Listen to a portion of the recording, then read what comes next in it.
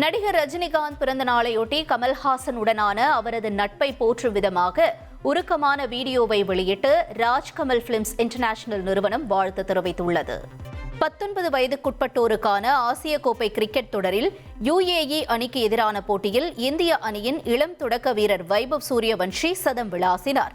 14 சிக்சர்கள் 9 4கள் அடித்து பவுண்டரி மழை பொழிந்த சூரியவன்ஷி 95 பந்துகளில் 171 ரன்கள் அடித்தார். சூரியவன்ஷியின் சூறாவளி ஆட்டத்தால் இந்திய அணி 433 ரன்கள் குவித்தது. இந்திய கிரிக்கெட் அணியின் முன்னாள் ஆல்ரவுண்டர் யுவராஜ் சிங்கிற்கு இன்று பிறந்த நாள்.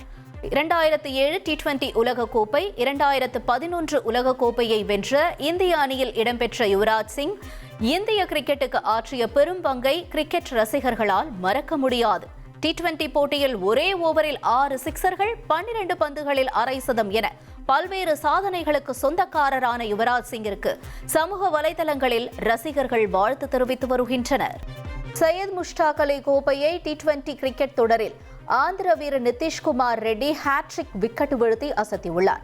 மத்திய பிரதேசத்திற்கு எதிரான லீக் போட்டியில் ஹர்ஷ் கவாலி, ஹர்ப்ரீத் சிங், ரஜத் பட்டிதார் ஆகியோரின் விக்கெட்டுகளை அடுத்தடுத்த பந்துகளில் வீழ்த்தி நிதிஷ்குமார் ரெட்டி அசத்தினார். இனி செல்லும் இடமெல்லாம் செய்தி. தந்தை டிவியின் வாட்ஸ்அப் சேனலை ஃபாலோ பண்ணினா செல்ல இருக்கும் இடமெல்லாம் செய்தி. இதோ QR கோட் இப்பவே ஸ்கேன் பண்ணுங்க, ஃபாலோ பண்ணுங்க.